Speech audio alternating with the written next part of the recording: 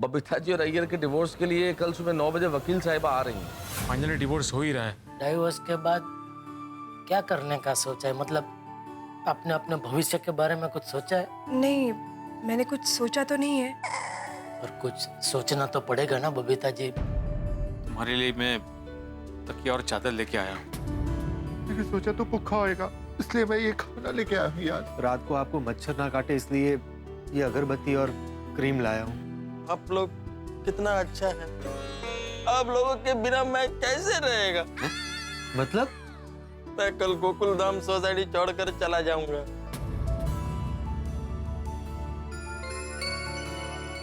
भिड़े भाई, अब्दुल अभी तक यही है? अरे अब्दुल, तुम अभी तक यही हो, गए नहीं घर पे? हाँ भिड़े भाई, आज जो भी हुआ ना, वो सोच के दिमाग ही नहीं काम कर रहा था, इसीलिए मैं दुकान पर ही बैठा रहा। लेकिन आप लोग यहाँ पर इस वक्त? अरे अब्दुल, वो अय्यप्पा मंदिर में सो रहा है ना, तो उसके लिए खाना, तकिया, चादर वगैरह लेके गए थे यार। आप लोग भी कमाल कर रहे हो। शादीशुदा होने के बावजूद किसी दूसरी लड़की के साथ लफड़ा करने वाले पर आप लोग रहम कर रहे हो। अब्दुल, अय्यप्पा ने कोई लफड़ा नहीं किया यार। क्या? अब्दुल, ये बहुत दर्द भरी कहानी है। पोपटलाल, अय्यर ने बताने से मना किया है, याद है ना? हाँ, लेकिन अब्दुल कहाँ पर आया है, इसे तो बता ही सकते हैं ना। हाँ हाँ पोपट भाई, बताइए ना। अब्दुल, याद है उस दिन अय्यर भाई शराब पीकर आए थे और फिर तुम लाइट बंद करने गए थे?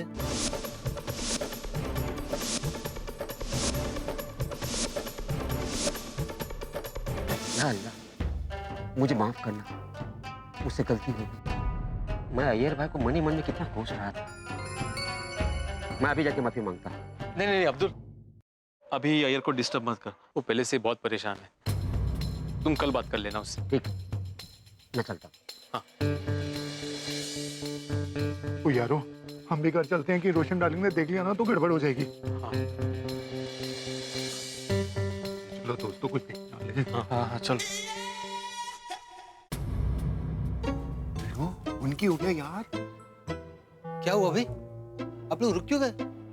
सोडी, मुझे लगता है इस विंग में ही कुछ गड़बड़ है। क्या गड़बड़? आज अचानक तुझे सेविंग में क्या गड़बड़ दिख गई भाई? हाँ, गड़बड़ मतलब मुझे लगता है इस विंग की किस्मत ही खराब है।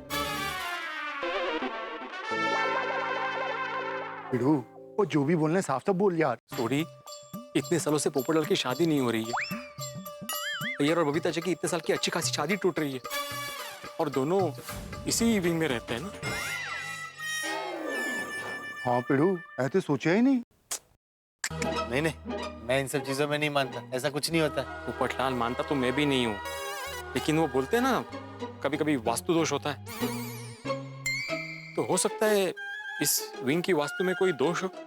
बिड़ू, अगर हमारी बीवियों ने हमें अभी देख लिया ना तो हमारा वास्तु बिगाड़ देंगी। प्लीज कर दिक्कत कर।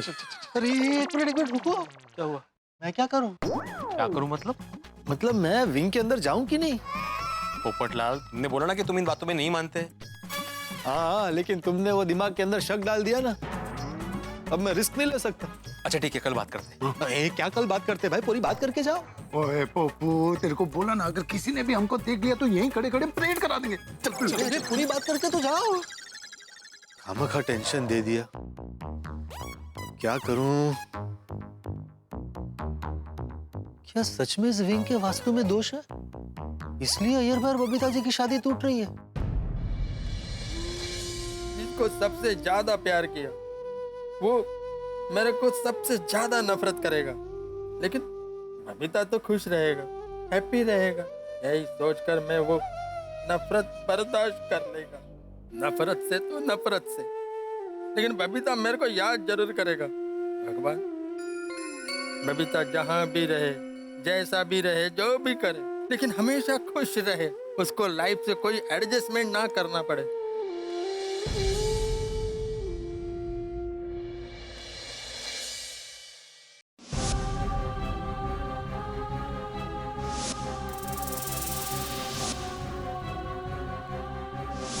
अच्छा हुआ जो तुमको मालूम पड़ गया। I like Sweety. मैं स्वीटी को कभी भूल नहीं सकता। अगर तुमको मेरे और स्वीटी के रिलेशन से कोई प्रॉब्लम हो तो मेरे को डिवोर्स दे दो। मैं तुम्हें कभी माफ नहीं करूंगी अय्यर। डाइवोर्स का फाइनल होते ही बबीता जी का नया जन्म हो जाएगा, नई जिंदगी शुरू हो जाएगी। पर नई जिंदगी कैसी होगी, किसके साथ होगी?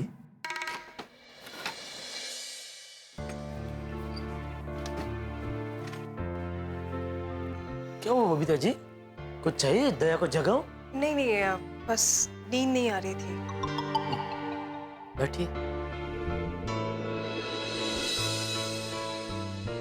बबीता जी, नींद तो मुझे भी नहीं आ रही है। काश आपका ये टेंशन पैसे जैसा होता तो मैं आपका ये टेंशन उधार ले लेता। नहीं, उधार क्यों, मैं आपसे आपका ये टेंशन खरीद ही लेता। मुझे आपकी बहुत चिंता हो रही है Babita ji. Thank you so much जेठा जी। काश अय्यर आपके जैसा होता, काश वो आपकी तरह मेरी फिक्र करता। फिक्र क्या, वो तो मुझे छोड़कर किसी और लड़की के साथ अफेयर कर रहा है, और एक आप है जो पराये होकर भी कितना अपनापन दिखा रहे। बबीता जी, एक बात पूछूं? हाँ पूछिए ना। आप अय्यर भाई से प्यार क्यों नहीं करते? ये कैसा सवाल पूछ रहे हो जेठा जी? अय्यर शादीशुदा होकर किसी और लड़के के साथ अफेयर कर रहा है, मैं ऐसे इंसान के साथ कैसे प्यार कर सकती हूँ?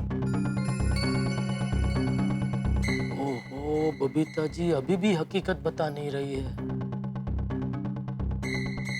बबीता जी, पता नहीं क्यों, लेकिन मुझे अभी भी ऐसा लग रहा है कि आपको अय्यर भाई के लिए कुछ गलतफहमी हो रही है।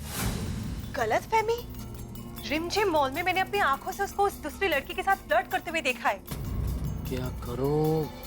बबीता जी को हकीकत बता दूं? बता ही देता हूँ। बबीता जी, कई बार ऐसा होता है कि हम जो सोचते हैं वैसा असल में होता नहीं है। जेठा जी प्लीज, मुझे अब इस बारे में कोई बात नहीं करनी है। मैं अय्यर के साथ अब एक पल नहीं रह सकती। उसे जो करना है वो करे, मुझे जो करना है मैं करूंगी। ओहो, मतलब बबीता जी सच में अय्यर भाई से आजादी चाहते हैं। अच्छा हुआ ना मैंने सब सच बता नहीं दिया, वरना छूटा छड़ा देके बबीता जी को आजाद करने का अय्यर भाई का पूरा प्लान बिगड़ जाता। वैसे अय्यर भाई से अलग होकर आपने क्या करने का सोचा है? पता नहीं, मैंने कुछ सोचा नहीं है, पर मैं कोलकाता नहीं जाऊंगी। मैं यही मुंबई में रहना चाहती हूँ, पर उस घर में नहीं। वहां रहूंगी तो पुरानी यादें मुझे सताएगी। फिर बबीता जी, मतलब मुंबई में बिना घर के अकेले कहाँ रहेंगे आप? अगर आपको कोई प्रॉब्लम ना हो तो यहाँ आपके घर, तब जब तक कोई दूसरी अरेंजमेंट ना हो, क्या मैं यहाँ पे आपके घर में रह सकती हूँ? जेठा जी, क्या आप मेरी इतनी हेल्प करेंगे? कैसी बात कर रहे हैं बबीता जी, ये भी कोई पूछने की बात है? अरे एक बार बादल बरसने का मना कर दे, बिजली कड़कने का मना कर दे, लेकिन मैं आपकी मदद करने के लिए कभी मना नहीं कर सकता। ये आप ही का घर है, आप जितना चाहो उतना रह सकते हैं। थैंक यू सो मच जेठा जी, पर मैं यहाँ पे बोझ बनकर नहीं रहूंगी। मैं मॉडलिंग करूंगी, एक्टिंग करूंगी, कुछ भी करके अपना करियर बनाऊंगी। अच्छा, अब समझा। बबीता जी अपना कैरियर बनाने के लिए आजादी चाहती है। लेकिन बबीता जी, मैंने सुना है कि ये एक्टिंग की लाइन में काम मिलना आसान नहीं है, बहुत मुश्किल है। जेठा जी, आपका साथ रहा तो मैं किसी भी सिचुएशन से लड़ सकती हूँ। ये कैसी बात कर रहे हैं बबीता जी? मेरा साथ तो हमेशा आपके साथ रहेगा। मैं आपके लिए अपना पूरा जोर लगा दूंगा। जहाँ जहाँ मेरी पहचान है वहाँ वहाँ मैं आपकी बात करूंगा।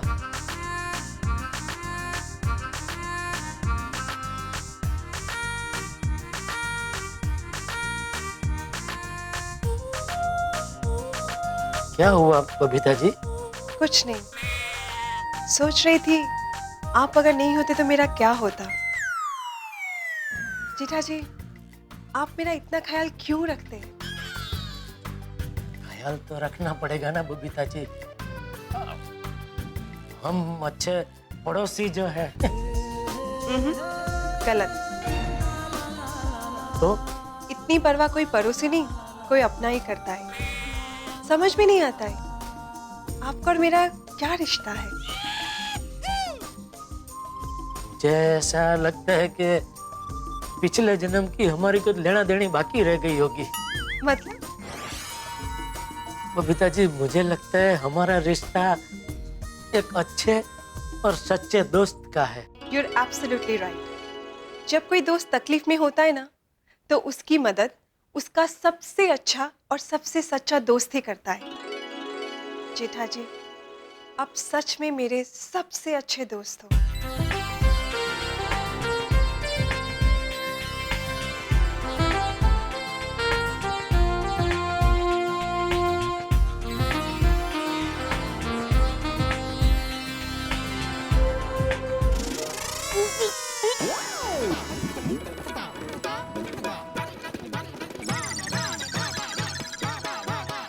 ओ, ये सब तो सपना था। हे भगवान, ये सब क्या हो गया? कल का सवेरा बबीता जी और अय्यर भाई के जीवन में नई रोशनी लेकर आए ऐसा करना।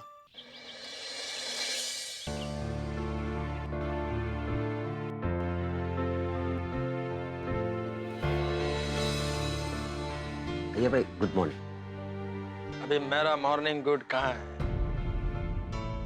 अय्यर भाई चाय लाए आपके लिए। लेकिन अय्यर तो कॉफी पीता है अब्दुल।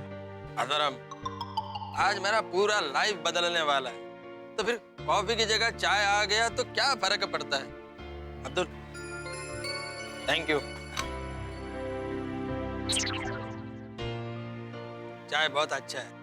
Thank you. और हाँ, ये मेरा मोबाइल का बैटरी लो हो गया है, इसको प्लीज चार्ज कर देना। हाँ। आप गोकुल धाम के फ्रेंड्स नहीं होते तो न जाने मेरा क्या होता। अय्यर अभी वो सब बातें छोड़ो, तुम घर जाके जल्दी से तैयार हो जाओ। वो वकील साहबा 9 बजे आने वाली है। फाइनली बबीता जो चाहता है वो हो रहा है। बबीता जी कॉफी पी लीजिए, ठंडी हो रही है। आप कॉफी पी लीजिए, फिर हम नीचे जाते हैं। वो वकील मैडम के आने का भी टाइम हो गया है। बेटा ऐसे क्यों बैठे हो भाई? हाँ बेटे भाई क्या हुआ? पोपटलाल, क्या सुविचार लिखो, कुछ सूझ ही नहीं रहा है। कैसे सूझेगा? इस वक्त सोसाइटी में जो कुछ चल रहा है उससे सबका दिमाग काम करना बंद हो गया।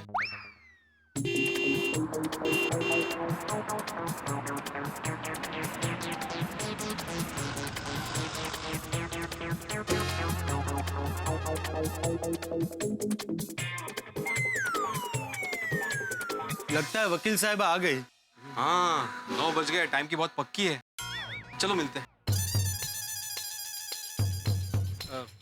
नमस्ते। नमस्ते। जेठालाल जी का घर कहाँ है? जी इसी विंग में है, बी विंग में। आप मैं एडवोकेट मीनाक्षी। अच्छा, मैं आत्माराम तुकाराम भिड़े, इस गोकुलधाम सोसाइटी का एकमेव सेक्रेटरी। और मैं वरिष्ठ युवा पत्रकार पोपटलाल, इसी सोसाइटी में रहता हूँ। आप वो अय्यर भाई और बबीता जी के डिवोर्स के केस के सिलसिले में आई है ना? जी। उसकी मीटिंग हमने हमारी सोसाइटी के क्लब हाउस में रखी है। क्लब हाउस में? ये हस्बैंड वाइफ का पर्सनल मैटर है या पूरी सोसाइटी का मैटर है? नहीं, आपकी बात सही है, लेकिन हमारे सोसाइटी में कोई भी मामला पर्सनल नहीं होता है। क्या है ना, हम सब एक परिवार की तरह रहते हैं। जी ये तो मैंने भी बहुत सुना है कि गोकुलधाम सोसाइटी पूरे परिवार की तरह है। मैं जेठालाल को बुलाता हूँ। जेठालाल, ओ जेठालाल, वकील साहब आ गई है। आहो, अभी भी वक्त है, अय्यर भाई को समझाइए ना। माधवी, मैंने समझाया उसे, लेकिन वो मेरा स्टूडेंट नहीं है जो मैं उसको बार बार समझाऊं। वो साइंटिस्ट है, साइंटिस्ट, वो कुछ समझदार है। कमाल है, आपके दोस्त ने इतनी बड़ी गड़बड़ की, इतना सब कुछ हुआ और आप उसको समझदार कह रहे हैं? अरे आप लोगों ने मिलकर उसको जरा समझाना चाहिए। गोपाल भाभी, आपको क्या लगता है कि नहीं समझाया होगा? फिर बहुत समझाया, लेकिन कोई समझने को तैयार ही नहीं, तो हम क्या कर सकते हैं? सही बात है।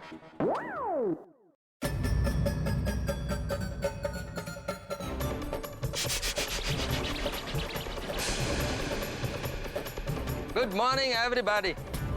लीजिए, आ गए अपने अय्यर भाई। और इन्हें देख के मुझे बिल्कुल नहीं लगता कि इन्हें कोई फर्क पड़ता है।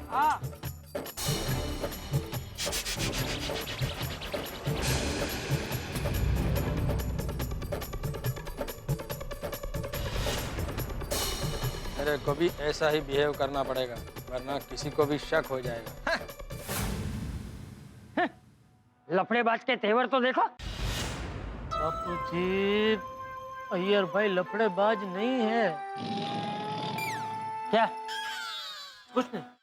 तो आप हैं बबीता जी के हस्बैंड? जी। बबीता जी, ये है हमारे वकील मीनाक्षी जी। हेलो। हाय। अय्यर भाई कल पूरी रात मंदिर में सोए थे। माताजी ने जरूर उनको सद्बुद्धि दी होगी। दया भाभी, जिस तरह से अय्यर भाई ने बबीता से मुंह फेरा है ना, उसे लगता तो नहीं है। बाप रे बाप, इतना बेशर्म इंसान मैंने पहले कभी नहीं देखा है। आप लोग भी क्या कर रहे हैं? आप लोग यहीं शुरू हो गए। हम लोग क्लब हाउस में जाते हैं, वहाँ बैठ के शांति से बात करते हैं। सही बात। हाँ चलो चलो चलो हाँ, चलो भाई। चलो।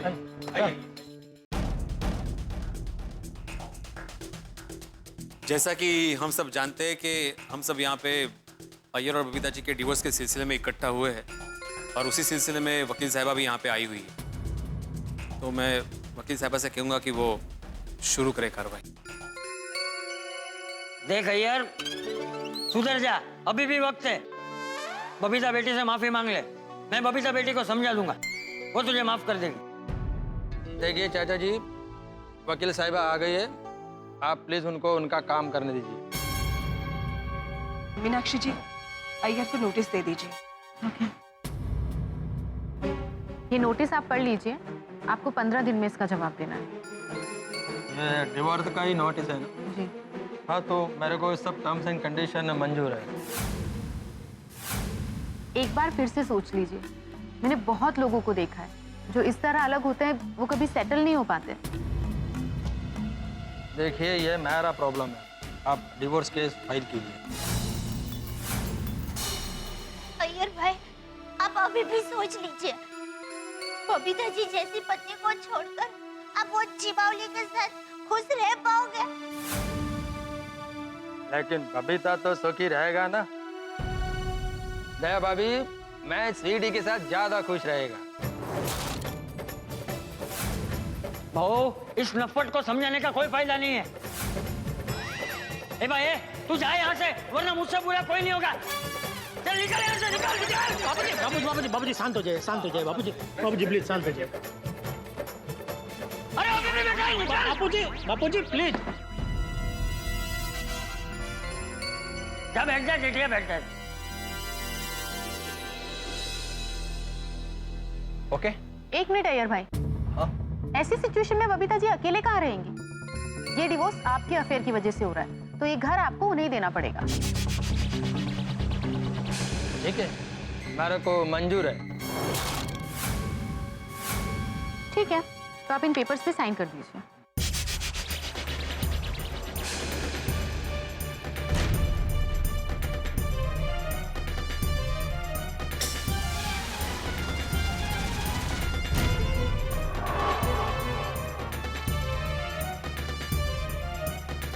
बबीता जी, आप यहाँ साइन कर दो।